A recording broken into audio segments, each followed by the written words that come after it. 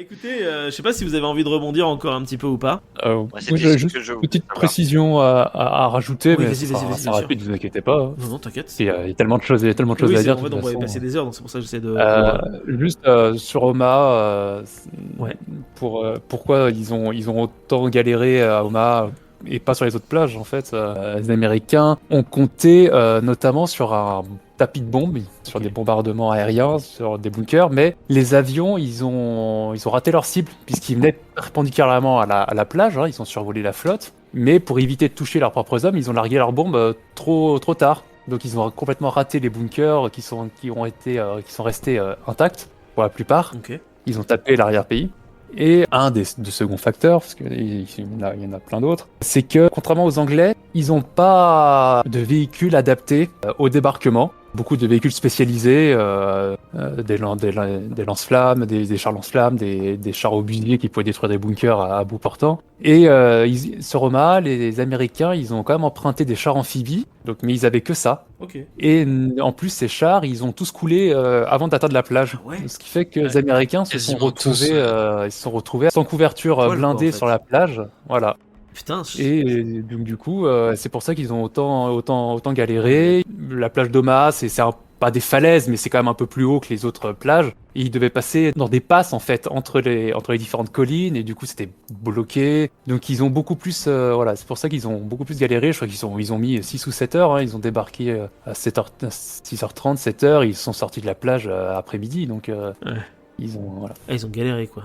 Voilà, donc une petite précision là-dessus. Après, il y a plein d'autres facteurs aussi. Oui, mais sûr, de toute façon, à chaque fois, c'est Ouais, toujours c'est là une où combinaison, quoi. tu te dis quand même, c'est là aussi où le fait qu'ils aient réussi à bluffer les Allemands sur l'invasion par le Pas-de-Calais, que Rommel, la plupart des officiers étaient pas là, c'est sûr que t'as plein de petits facteurs qui clairement auraient pu jouer dans la défaveur des Alliés. Ouais. Ouais, c'est ça. Mais parce que du coup, en fait, si je me permets de poser la question, ça s'est très mal passé à Omaha Beach, mais ça s'est beaucoup mieux passé sur les autres plages, alors?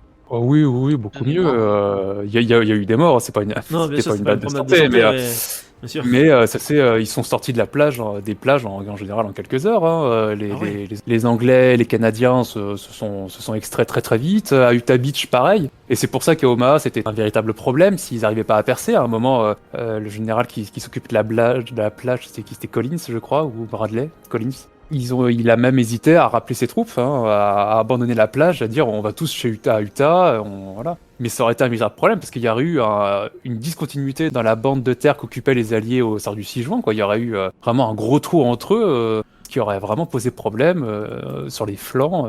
Ok, parce que moi je Donc, suis un peu néophyte et je vais dire une grosse connerie, mais les plages sont pas si éloignées que ça les unes des autres. Est-ce que les gens qui ont débarqué sur les autres plages pouvaient pas aller forcer par derrière pour prendre en tenaille les forces de l'Axe à Omaha? Bah, après, ils avaient tous des objectifs à atteindre le jour Ah oui, c'est-à-dire qu'en pour fait, ils le devaient soir du jour continuer à nuit, percer en quoi. Normandie, Donc, en fait, c'est ça? voilà, ils Ah ouais, devaient d'accord. atteindre leurs objectifs et après, je pense que peut-être qu'en voyant la situation, se seraient peut-être adaptés, hein, on n'en sait rien, Bien mais sûr.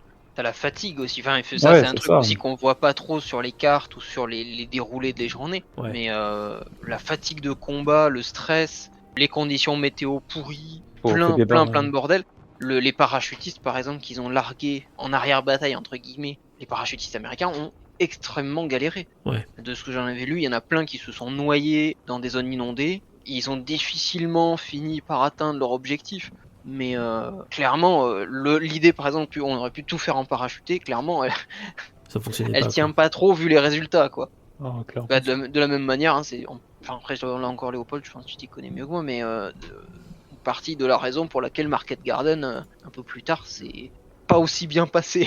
Ouais, et tout misé sur le parachutage. Ouais. C'est vrai que c'était un peu un succès en demi-teinte pour les parachutistes, quoi. C'est que ouais, ils ont atteint certains objectifs, heureusement d'ailleurs. Mais ouais, il y a eu pertes, beaucoup c'est pas les mêmes, quoi. les pertes. Oui, je peux peut-être pas 50% de pertes sèches, mais au soir du jour J, il y avait des unités qui étaient pas reconstituées. Bon, après, c'était pas trop mal non plus parce que du coup, ça a mis la pagaille chez les Allemands. Ils savaient plus où donner de la tête, quoi.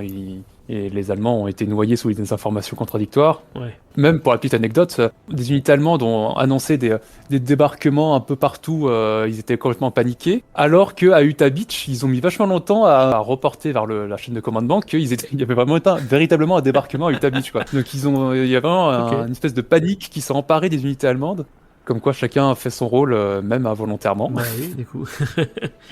Mais je continue un petit peu, mais ils ont, en gros, les gens débarquent sur la plage et directement après, ils ont enchaîné sur la conquête de la Normandie, où il y a eu quand même un moment de break, un minimum. Fallait quand même. Fallait pêcher, quoi, quand même. Faut pêcher quand les défenses sont enfoncées, quoi. Le temps, ils voulaient surtout pas que les panzers allemands arrivent vers les plages. De mémoire, Et ça puis, se il y fait avait- en trois phases. Il fallait pas Premier- contourner Cherbourg aussi, un truc comme ça, ou encercler Cherbourg. Oui, le plan initial de Montgomery, qui chapeautait les forces terrestres, une fois que les forces terrestres débarquaient, c'était lui le grand patron. Donc les forces terrestres anglaises et américaines, même si c'est un anglais, mais c'était vraiment de débarquer, d'essayer de prendre une bande de terre suffisamment large pour être à l'abri des contre-attaques et en même temps remonter la Bretagne pour aller prendre Cherbourg, pour aller prendre un port en eau profonde, puisque voilà, il fallait absolument un débouché pour la logistique, pour les vivres. Donc ils ont vraiment fait ça le plus rapidement possible.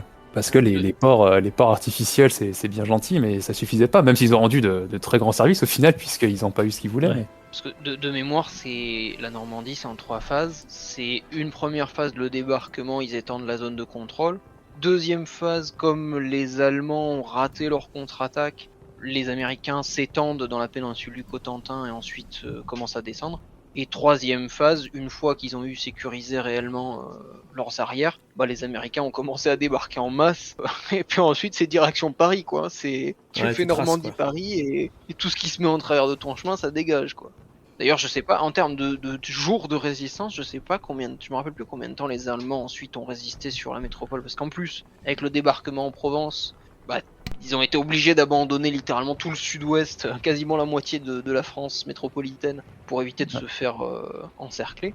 Le mur de l'Atlantique était l'une des dernières zones à tomber lors de la Seconde Guerre mondiale, a totalement tombé lors de la Seconde Guerre mondiale. Oui, ça c'est vrai. Ça.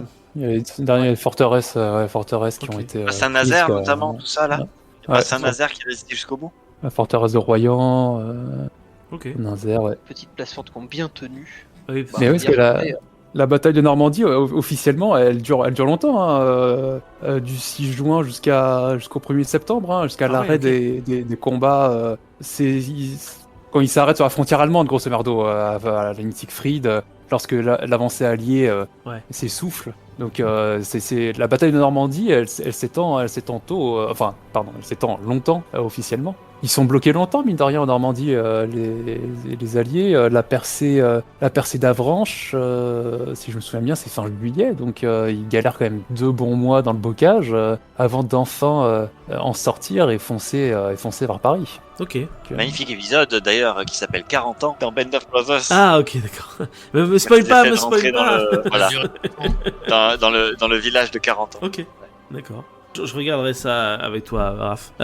Yes. Avec plaisir. Merci pour vos précisions du coup à tous sur le débarquement de Normandie. Mais on va en garder un peu sous le coude, puisqu'avant de parler de libération de Paris, de débarquement de France, etc., on peut essayer cet été de se faire un épisode spécial aussi sur ces 2 sujets-là, les regrouper, parce que finalement c'est pas très loin l'un de l'autre.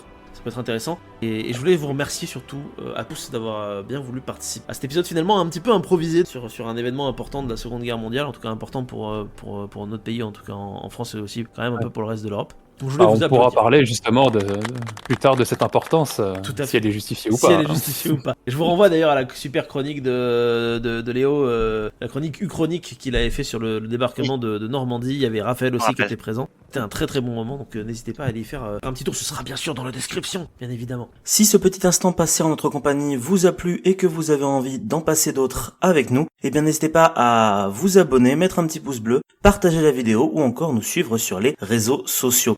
Sachez que vous pouvez aussi écouter cet épisode dans son entièreté et pour cela vous n'avez qu'à vous rendre dans la description de la vidéo. Je vous dis à très bientôt pour à nouveau écouter un petit peu de tout et surtout un petit peu de rien.